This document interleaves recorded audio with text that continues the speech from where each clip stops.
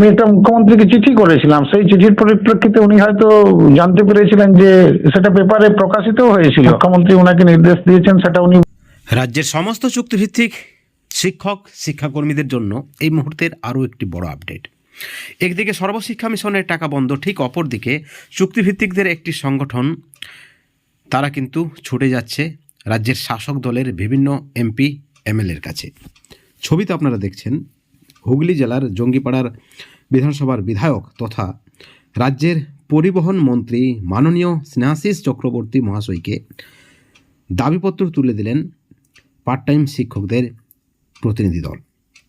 বন্ধুগণ, আপনাদেরকে আমরা বিভিন্ন ভিডিওতে তুলে ধরছি যে পার্ট টাইম শিক্ষকরা রাজ্যের শাসক দলের বিভিন্ন এমপি এমএলএদের কাছে, বরিষ্ঠ সাংসদদের কাছে বা প্রাক্তন মন্ত্রীদের কাছে তারা যাচ্ছেন এবং তাদের দাবিপত্র তারা তুলে দিচ্ছেন। তাদের অগাধ বিশ্বাস এই সরকার তাদের বঞ্চনার অবসান ঘটাবে এবং আজকেই এই কর্মসূচি রাজ্যের পরিবহন মন্ত্রী মাননীয় স্নেহাশিস চক্রবর্তী মহাশয়ের হাতে তারা দাবিপত্র তুলে দিলেন এবং মন্ত্রী মশাই তাদেরকে আশ্বাস দিলেন তাদের যে দাবিপত্র মুখ্যমন্ত্রীর কাছে পৌঁছে দেবেন।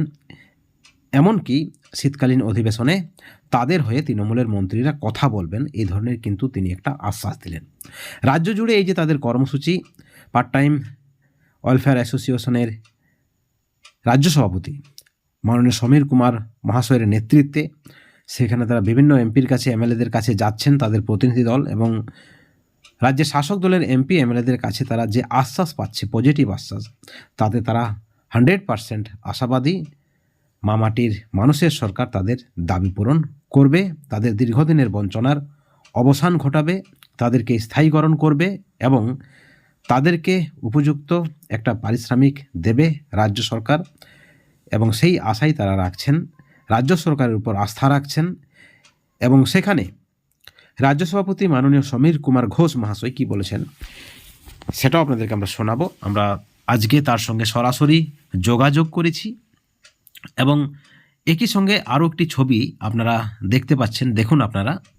সেখানে পার্ট টাইম শিক্ষকদের প্রতিনিধি দল বসিরহাট দক্ষিণ বিধানসভার বিধায়ক মাননীয় সপ্তর্ষি ব্যানার্জির সঙ্গে দেখা করেন এবং তার হাতেও তারা তাদের যে দাবিপত্র তারা তুলে দিয়েছেন। সেখানে বসিরহাটের সাংসদ মাননীয় সপ্তর্ষি ব্যানার্জি তাদেরকে আশ্বাস দিয়েছেন এই সরকার তাদের দাবি পূরণ করবে, তাদের দাবি ন্যায্য, শীতকালীন অধিবেশনে তাদের দাবি উত্থাপিত হবে তেমনটাই আশ্বাস দিয়েছেন এবং সরাসরি তাদের এই দাবি রাজ্য জুড়ে যে কর্মসূচি তারা করছেন, বিভিন্ন এমপি এমএলএদের কাছে যাচ্ছেন এবং সেই দাবি তাদের মুখ্যমন্ত্রীর কাছে পৌঁছে দেবেন, এমনটা কিন্তু আশ্বাস দিয়েছেন বসিরহাট দক্ষিণ বিধানসভার বিধায়ক মাননীয় সপ্তর্ষি মহাশয়। বন্ধুগণ, এবার সরাসরি আমরা আপনাদেরকে পার্ট টাইম ওয়েলফেয়ার অ্যাসোসিয়েশনের রাজ্য সভাপতি মাননীয় সমীর কুমার মহাশয়ের বক্তব্য শোনাবো। সেখানে তিনি কি বলেছেন শুনুন আপনারা। স্যার, একটা প্রশ্ন আমরা জানতে চাই যে আপনারা রাজ্য জুড়ে শাসক দলের বিভিন্ন এমপি এমএলএদের কাছে যাচ্ছেন, আপনাদের দাবিপত্র তুলে দিচ্ছেন, এখানে আপনারা কতটা আশাবাদী যে আপনাদের দাবি পূরণ হবে, আপনাদের দাবি মানবে এই সরকার? দেখুন, বিষয়টা হচ্ছে যে আমরা যাদের কাছে যাচ্ছি তারা কিন্তু মূলত জনপ্রতিনিধি এবং তারা হচ্ছেন সরকারি দলের। কারণ সরকারি দলের এমএলএ এমপিদের কাছে যাওয়ার আমাদের একটাই কারণ যে ওনারা কিন্তু সরকারটা চালাচ্ছেন এবং বর্তমানে যে পশ্চিমবাংলায় সরকার রয়েছেন তারা কিন্তু বিভিন্ন প্রকল্প করেছেন জনকল্যাণমূলক এবং সেখান থেকে সাধারণ মানুষ অনেক লাভ পাচ্ছেন। আমরা যেহেতু সরকারি একটা পরিষেবা দিচ্ছি, বিভিন্ন বিদ্যালয়ে পড়াচ্ছি, আমাদেরকে যদিও ম্যানেজিং কমিটি নিয়োগ করে থাকে এবং স্কুল ফান্ড থেকে বেতন দেয়, সেই বেতনটা কিন্তু অত্যন্ত সামান্য এবং নগণ্য। তার চাইতে আমাদের পশ্চিমবাংলার রাজ্য সরকার যে বিভিন্ন ভাতাগুলো দিচ্ছে তার অ্যামাউন্টটা অনেক বেশি। তো তাই আমরা আমাদের মানবিক মুখ্যমন্ত্রীর কাছে আবেদন রাখতে চাইছি, কারণ সরাসরি তো মুখ্যমন্ত্রীর কাছে যাওয়া যায় না। তাহলে জনপ্রতিনিধি আমরা যাকে নির্বাচন করছি, তাহলে আমাদের সমস্যাটা আমরা কার কাছে তুলে ধরবো? আমরা অবশ্যই আমাদের জনপ্রতিনিধিদের কাছে জানাচ্ছি এবং এটা আমরা রাজ্যব্যাপী জানাচ্ছি। বিভিন্ন আমাদের আজ পর্যন্ত এই 1 সপ্তাহ 2 সপ্তাহের মধ্যে প্রায় 70-75 জন এমএলএ এবং মন্ত্রীকে আমরা কভার করেছি টোটাল। এবং সামনে শীতকালীন অধিবেশন আসছে, তাহলে সেই অধিবেশনে আমরা চাইছি যে আমাদের বিষয়টা উনি একটু তুলে ধরুন। বিভিন্ন যে এমএলএরা রয়েছেন তারা যদি তুলে ধরেন তাহলে বিষয়টা একটা ক্লিয়ার হবে যে রাজ্যে কিন্তু বিভিন্ন যে স্কুল রয়েছে তাতে কিন্তু শিক্ষকের ঘাটতি আছে, একথা অস্বীকার করার কোনো উপায় নেই। এবং প্রত্যেক জায়গায় পার্ট টাইম টিচার নিয়োগ করা হয়েছে এবং তারা দক্ষতার সাথে দীর্ঘদিন ধরে পড়াচ্ছেন। ফলে তাদের যদি একটা স্থায়ীকরণ করা হয়, যেভাবে ঠিক কলেজের পার্ট টাইম যারা ছিলেন অধ্যাপক যারা আংশিক সময়ে ছিলেন তাদের কিন্তু একটা স্থায়ীকরণ করা হয়েছে, 60 বছর পর্যন্ত তাদের কাজের গ্যারান্টি রয়েছে এবং তাদের একটা বাঁচার মতো সাম্মানিকের ব্যবস্থা করা হয়েছে। এবং তারা যখন রিটায়ার্ড করবেন তারপরেও তাদের একটা সাম্মানিকের ব্যবস্থা বা গ্র্যাচুইটি রিটায়ারমেন্ট কালীন এককালীন ভাতা দেওয়া হবে, সেই ধরনের একটা ব্যবস্থা করেছেন। তাহলে যখন কলেজে এটা হয়েছে আমরা চাইছি স্কুলে নিশ্চয়ই হবে এবং এই দিক থেকে আমরা আশাবাদী। অবশ্যই আমাদের জনপ্রতিনিধি আমাদের আপনাদের স্যার আপনাদের দাবি মূলত কি কি দাবি থাকছে? আমাদের মূলত দুটি দাবি, একটা হচ্ছে সরকারি আওতার মধ্যে নিয়ে আসতে হবে, কারণ আমরা তো সরকারের আওতার মধ্যে নেই, আমাদেরকে স্কুল কমিটি নিয়োগ করেছে এবং স্কুল ফান্ড থেকে বেতন দেওয়া হয়। তাই আমাদের প্রধান দাবি হচ্ছে সরকারি আওতার মধ্যে নিয়ে আসতে হবে এবং 60 বছর পর্যন্ত যেন আমাদেরকে কাজ করতে দেওয়া হয় সরকারি আওতার মধ্যে এবং একটা সম্মানজনক ভাতা যেন দেওয়া হয়। এই দুটো দাবি আমাদের মূলত রয়েছে।